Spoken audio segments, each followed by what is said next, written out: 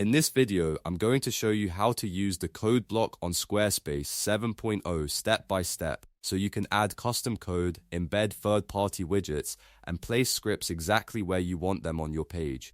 This is really useful if you want to add things like forms, booking tools, tracking pixels, custom HTML sections, or any external embed without needing to rebuild your entire site. And if you find this tutorial helpful, make sure to hit the like button and subscribe for more Squarespace tutorials just like this. Alright, let's jump into it.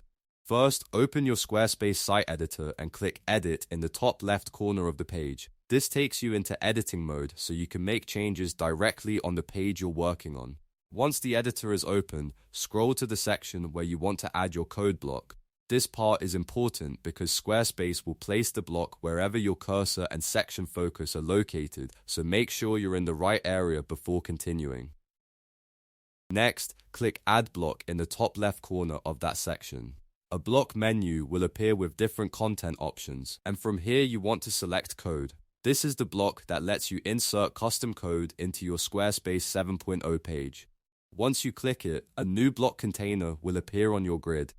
Now you can click and drag the edges of the box to position it exactly where you want it. You can also resize the block boundary dimensions so it fits the layout of your page better. If you want the code block to sit in a clean, balanced spot, take a moment here to adjust the size and placement before moving on.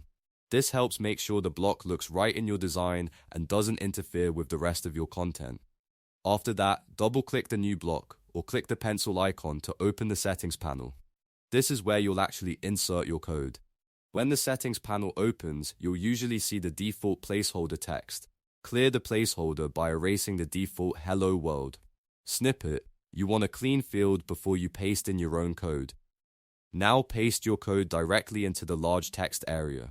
This can be a third-party embed script, a custom HTML snippet, or another type of code you've been given. If you're adding a widget from an external app, this is where it goes. Make sure you paste it exactly as provided so the code works correctly. Next, look at the drop-down menu in the top right corner of the panel and set your language format. You can choose HTML, CSS, JavaScript, or Markdown depending on what kind of code you're adding. This setting helps Squarespace understand how to handle the content.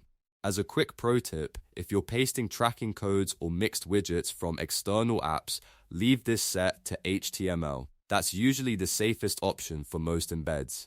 One very important step is to leave display source turned off. This toggle should stay disabled if you want the code to actually run on the page. If you turn it on, your visitors may see the raw code text instead of the visual widget or embedded content executing properly. So always double check that display source is off before saving.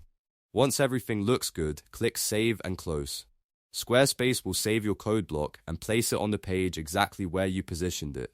From there, you can preview your page to make sure the embed, widget, or custom code is working the way you want. And that's it, you've now learned how to use the code block on Squarespace 7.0. You can use this same process anytime you want to add custom functionality, external tools, or advanced design elements to your site. If this walkthrough helped you, please give the video a like and subscribe to the channel for more easy Squarespace tutorials. Thanks for watching, and I'll see you in the next one.